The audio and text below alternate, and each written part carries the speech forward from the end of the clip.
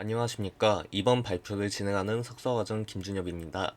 이 논문은 가구 표면의 물리적 특성이 촉각적 인식에 미치는 영향을 파악한 연구이고, 현재 진행하고 있는 촉각 연구와 연구 목적이 유사해서 해당 연구를 가져오게 되었습니다.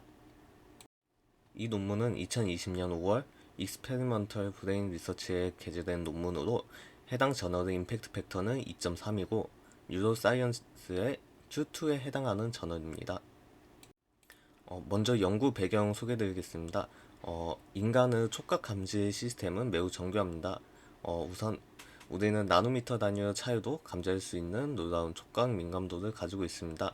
피부 기계 수용기는 다양한 외부 자극에 반응하며 특히 손가락 끝에는 고도로 발달된 촉각 감지 구조가 있습니다. 그리고 촉각 인식은 매우 복잡하고 다차원적입니다. 어, 다양한 기계적, 시간적, 촉감 경험을 차원적 공간으로 표현합니다. 이러한 촉각 차원들은 유동적이고 상호 의존적입니다. 예를 들어 거칠다, 부드럽다, 그리고 끈적거린다와 미끄럽다, 그리고 딱딱하다와 부드럽다와 같은 개념들은 서로 연관되어 있습니다. 또한 이 촉각 경험의 해석은 상황에 따라 달라질 수 있습니다. 이는 촉각 인식의 복잡성을 보여주는 중요한 특징입니다. 촉각 인식의 주요 차원과 복잡성에 대해 좀 더 자세히 살펴보겠습니다. 거칠기, 그리고 부드러움, 그리고 끈적거림과 미끄러움은 촉각 인식의 주요 차원으로 여겨집니다.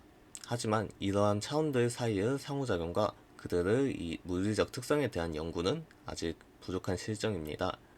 인간은 질감, 표면 화학 성분, 그리고 진동 신호의 미세한 차이를 감지할 수 있다고 합니다. 따라서 촉각 경험을 종합적으로 이해하기 위해서는 표면 질감, 마찰, 진동, 그리고 이들의 상호 관계에 대한 이 광범위한 특성화와 분석이 필요합니다. 이러한 촉각 경험에 대한 연구는 산업 분야에서도 큰 관심을 받고 있습니다. 기업들은 제품의 촉각적 경험을 최적화하는 데 관심이 높아지고 있으며 이를 위해 측정 가능한 매개 변수와 인간의 반응을 연구하는 것이 중요합니다. 생산 공정 제어를 통해 이제 촉각적 반응을 개선할 수 있는 잠적이 있기 때문입니다. 해당 연구에서는 가구 마감재의 촉각적 특성을 연구하기 위해 다음과 같은 실험을 진행했습니다.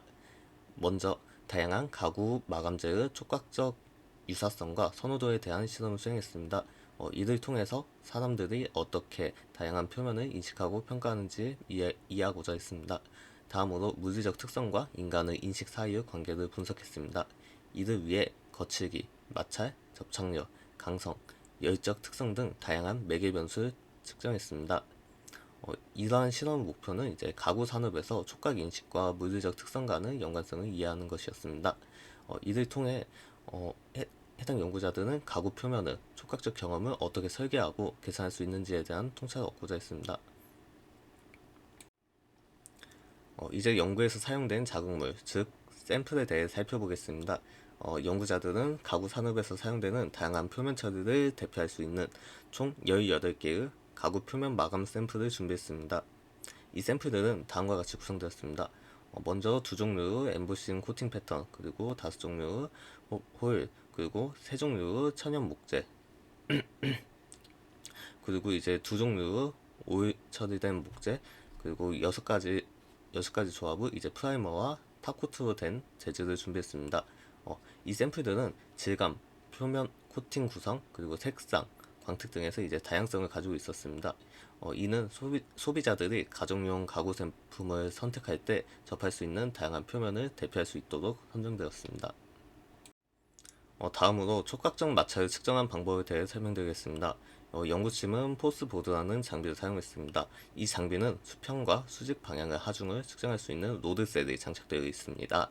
이 장비의 해상도는 0.05N이며 최대 용량은 수직 방향으로는 10kg, 그리고 수평 방향은 5kg입니다. 측정 방법은 다음과 같았습니다. 손가락을 표면 위로 움직이면서 수직력과 수평력을 동시에 측정했습니다. 이때 수직력은 이제 가해진 하중이고 수평력은 이제 마찰력이었습니다. 이때의 샘플링 속도는 100Hz였습니다. 측정은 한 명의 실험자에 의해 이제 일관되게 수행되었으며 각 샘플당 3번의 측정이 이루어졌습니다. 주요 방향으로 2번, 그리고 90도 회전하여 한 번 측정했습니다. 각 측정은 10회의 왕복 주기로 이루어졌고 수직 하중은 약 1N으로 손각 각도는 약 30도로 유지되었습니다. 동적 마찰 계수는 이제 마찰력을 수직력으로 나누어 계산되었습니다. 이제 표면 거치기를 측정한 방법에 대해 설명드리겠습니다. 연구자들은 BD4에서 나온 스타일러스 프로필로미터를 사용했습니다. 이 장비의 스타일러스 팁 반경은 2마이크로미터입니다. 측정 방법은 두 가지로 나뉩니다. 첫 번째, 이제 면적 스캔으로 2x2mm의 영역을 이제 200개의 라인 스캔으로 측정했습니다. 각 라인 간 간격은 10마이크로미터였습니다. 둘째는 라인 스캔으로 50mm 길이를 3마이크로미터 퍼 포인트 해상도로 측정했습니다. 각 표면 유형마다 3개의 샘플을 준비하고 각 샘플을 3개 위치에서 측정을 수행했습니다. 즉 스캔 방향은 이 참가자들에게 제시된 방향과 동일하게 설정했습니다. 데이터 분석은 로버스트 가우시안 필터를 사용해 수행되었습니다. 단파장 컷오프는 25마이크로미터, 장파장 컷오프는 0.8mm, 그리고 샘플링 길이는 10mm로 설정되었습니다. 이러한 분석을 통해 거치기와 웨이브니스 파라미터를 추출했습니다. 다음으로 이 해당 연구에서 촉각 차원을 분석하기 위해 사용한 생체 모방 분석 방법에 대해 설명드리겠습니다. 이 분석에는 이제 신터치 바이오텍 토카 장비가 사용되었습니다. 이 장비는 인간의 촉각을 모방한 생체 모방 손가락을 사용하여 다양한 촉각적 특성을 측정할 수 있습니다. 측정 방법은 다음과 같았습니다. 먼저 기본 측정 프로필을 사용했고 15개의 촉각 차원에 대해 수치적 측정을 수행했습니다. 결과는 이물 단위로 제공되었습니다. 측정 조건은 이제 생체 모방 손가락의 다양한 움직임 프로필을 사용했고 짧고 긴 슬라이딩 스트로크, 다양한 하중 조건을 적용했습니다. 정지 상태에서의 분석도 포함되었습니다. 데이터 분석을 위해 각 표면 유형마다 5번의 측정을 수행하고 그 평균값을 사용했습니다. 해당 연구에서 수행한 인지 테스트에 대해 설명드리겠습니다. 이 연구에는 20명의 여성 참가자가 참여했습니다. 실험은 크게 두 가지 과제로 구성되었습니다. 첫째는 유사성 평가 과제, 그리고 둘째는 선호도, 순위 과제였습니다. 유사성 평가 과제에서는 이제 쌍대 비교 방법을 사용했습니다. 참가자들은 눈을 가린 상태에서 두 개의 샘플을 제시받았고 이들의 유사성을 0에서 100% 척도로 평가했습니다. 각 참가자는 171개의 이제 쌍대 비교를 수행했으며 전체 비교 행렬의 절반을 평가했습니다. 선호도 순위에서는 이제 참가자들이 샘플들을 가장 선호하지 않는 것부터 가장 선호하는 것까지 순위를 매겼습니다. 이 과제는 두 번 수행되었고 먼저 촉각만으로 진행한 뒤 그 다음에는 이제 촉각과 시각을 함께 사용하여 평가했습니다. 각 세션에는 이제 2.5에서 3.5시간 정도 소요되었다고 합니다. 오른쪽에 보이시는 그림은 참가자들에게 제시된 각 표면쌍에 대한 평균 지각 유사성을 보여주는 히트맵입니다. 18x18 행렬로 18개의 모든 표면 샘플 간의 쌍대 비교 결과를 나타냅니다. 각 셀의 색상은 평균 지각 유사성을 나타내며 노란색에 가까울수록 더 유사하게, 파란색에 가까울수록 더 다르게 지각됨을 의미합니다. 각 셀에는 평균 유사성 값이 0에서 100%로 표시되어 있습니다. 대각선은 이제 각 표면이 자기 자신과 비교되었을 때의 평균 지각 유사성을 보여줍니다. 이 시각화를 통해 어떤 표면들이 가장 유사하거나 다르게 인식되었는지 빠르게 파악할 수 있고 대각선에 가까운 셀들이 이제 일반적으로 더 높은 유사성을 보인다고 합니다. 그리고 이 행렬의 데이터는 이 다차원 척도 분석의 입력자로 사용되었으며 표면들의 지각적 유사성을 다차원 공간에 매핑하는 데 활용되었습니다. 오른쪽 보고 계시는 이 그림들은 이제 비유사성 행렬에 대한 인지 스케일 분석 결과를 보여줍니다. 여기 좌측 상단에 있는 이 그림은 차원별 S 스트레스 값을 보여주는 스케일 도표이고 나머지 이 세 도표는 이제 인지 스케일 분석 결과가 나온 세 개의 촉각 차원입니다. 각 도표는 이제 3D 지각 공간의 2D 투영을 나타냅니다. 여기서부터 이제 차원 1대 이제 차원 2 그리고 차원 1대 차원 3 그리고 차원 2대 차원 3가 되어 있습니다. 각 점은 이제 18개 표면 샘플 중 하나를 의미합니다. 가까이 위치한 점들은 더 유사하게 인식된 표면들을 의미합니다. 그리고 더 멀리 위치한 점들은 더 다르게 인식된 표면들을 의미합니다. 다음은 차원 1에 대한 분석 결과입니다. 먼저 여기 보이시는 왼쪽 위에 보이시는 이 피겨는 차원 1에서의 자국물 분포를 카테고리별로 구분하여 보여줍니다. Y축은 인지스케일 분석에서 얻은 차원 1의 좌표를 나타냅니다. 그리고 X축은 색상으로 구분되고 라벨이 붙은 다양한 표면 카테고리를 보여줍니다. 각 점은 특정 표면 샘플을 나타냅니다. 카테고리 내 수직 분포는 이제 차원 1 인식의 변동을 나타냅니다. 다음으로 테이블 2는 이제 인디스케일에 의해 도출된 차원 1에 대한 회귀 분석 결과를 보여줍니다. 이 표에는 차원 1에 대한 세 가지 주요 예측 변수를 나타내고 있습니다. 먼저 평균 촉각 마찰, 그리고 ITQ라고 써있는 표면 프로파일의 평균 제곱근 기울기, 그리고 RQ라고 써있는 최대 피크 높이가 있습니다. 세 예측 변수 모두 이제 차원 1과 통계적으로 이제 유의미한 결과를 보이고 있습니다. 평균 촉각 마찰이 가장 큰 절대 베타 값을 가져 이 가장 강한 효과를 가짐을 시사하고 있습니다. 평균 촉각 마찰과 이제 IQ 양의 베타 값은 이제 차원 1과 이제 양의 관계를 나타내고 ITQ 음의 베타 값은 이제 차원 1과 역관계를 나타내고 있습니다. 여기 오른쪽 상단에 보이시는 이 피겨 5는 촉각 마찰 그리고 ITQ, IQ가 차원 1에 미치는 영향을 보여주는 등고선 그래프입니다. 그래프는 IQ 세 가지 수준을 나타내는 세 개의 패널로 구성됩니다. 왼쪽 패널은 이제 낮은 IQ, 그리고 중간 패널은 중간 IQ, 그리고 오른쪽 패널은 높은 IQ를 가집니다. 그리고 이제 X축은 ITQ 이제 평균 제곱근 기울기를 나타냅니다. 그리고 Y축은 평균 촉각 마찰 개수를 나타내고 있습니다. 네, 등고선에서는 이제 차원 1에서 예측값을 보여주고 있고, 색상 그라데이션은 이제 더 어두운 색상은 차원 1에서 이제 더 높은 값을 나타냅니다. 낮은 IQ에서는 이제 마찰 개수가 차원 1에 더 강한 영향을 미칩니다. 그리고 IP가 증가함에 따라 이제 마찰 개수 영향이 감소합니다. 낮은 IP에서 높은 ITQ 값은 이제 마찰의 효과를 상쇄시킬 수 있습니다. 그리고 높은 IP에서 이제 ITQ나 마찰 개수가 차원 1에 큰 영향을 미치지 않습니다.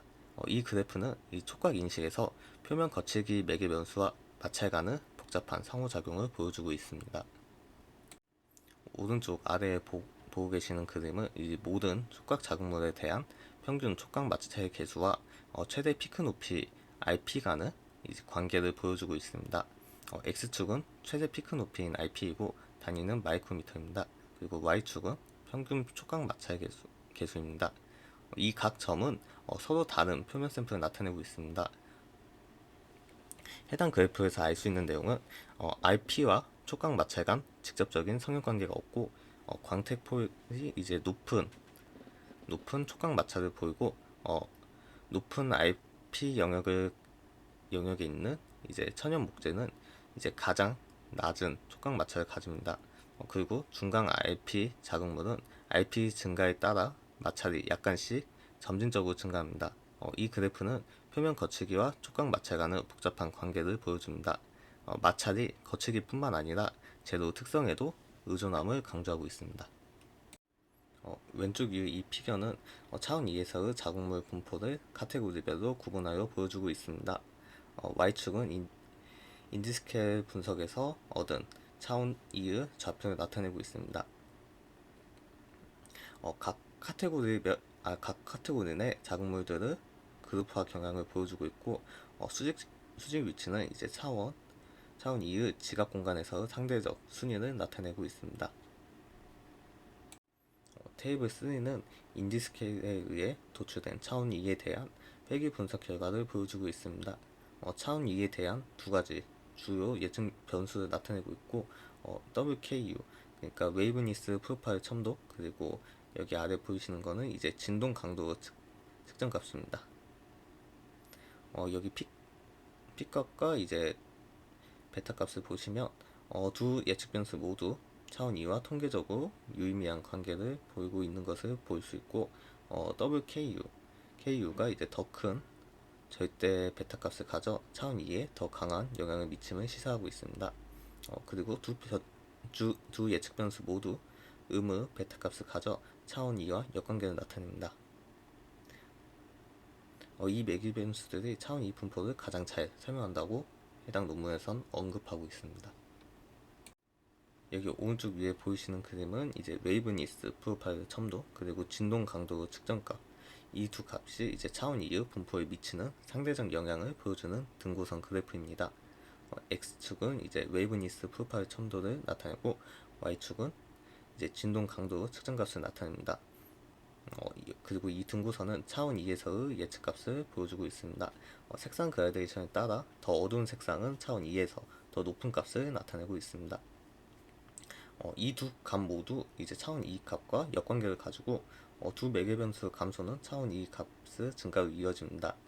각 매개 변수 효과는 다른 매개 변수 모든 값에서 나타나고, 등고선은 이제 두 매개 변수 사이의 비선형적 상호작용을 시사하고 있습니다.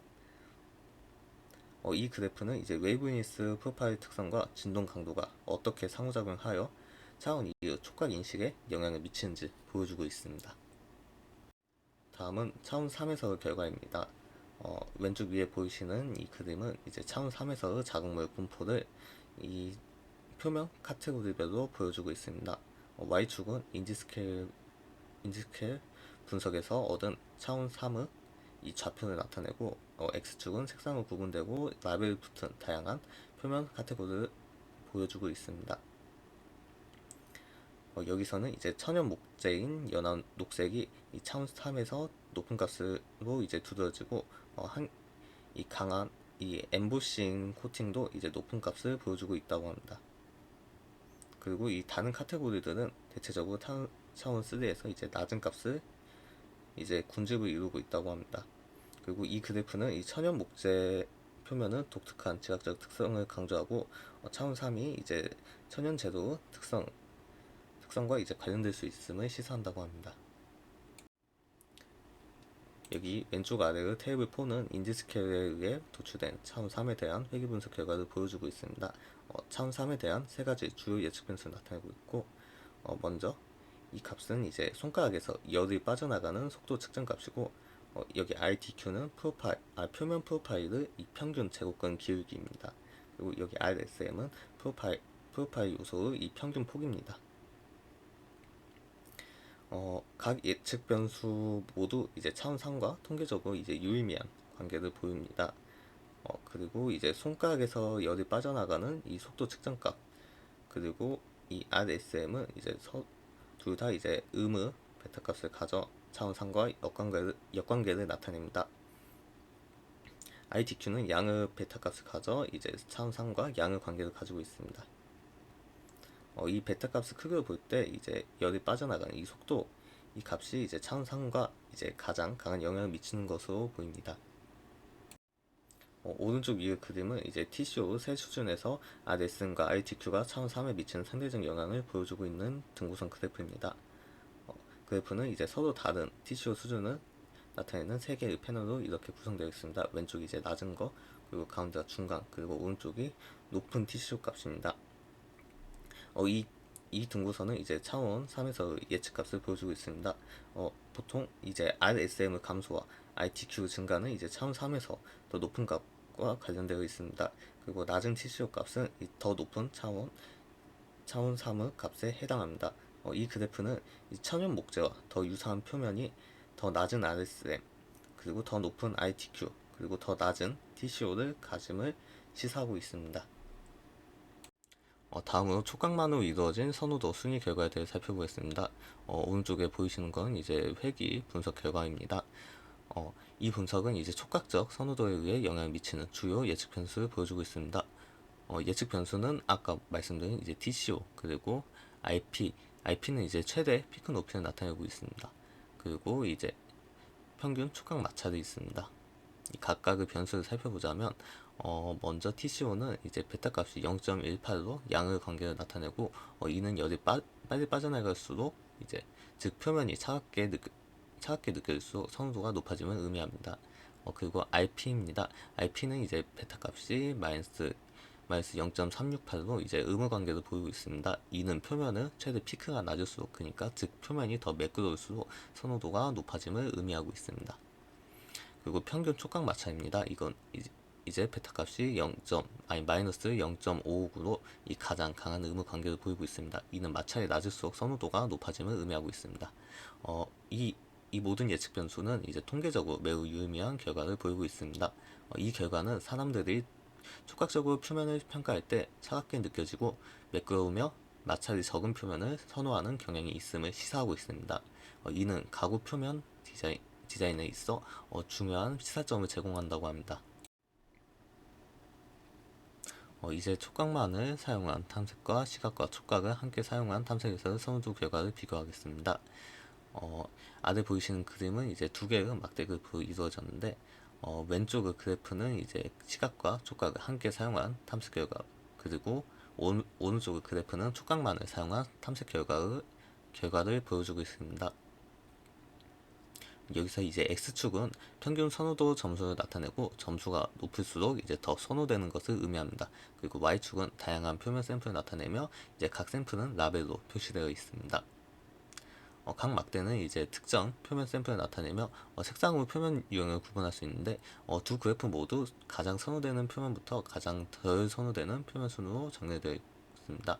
이 그래프를 통해 몇 가지 관찰할 수 있는데 첫째로는 이제 각 탐색 조건 내에서 표면 간의 선호도 차이를 볼 수 있습니다. 그리고 각 표면에 대해 촉각만 사용했을 때와 시각과 촉각을 함께 사용했을 때의 선호도 변화를 비교할 수 있습니다.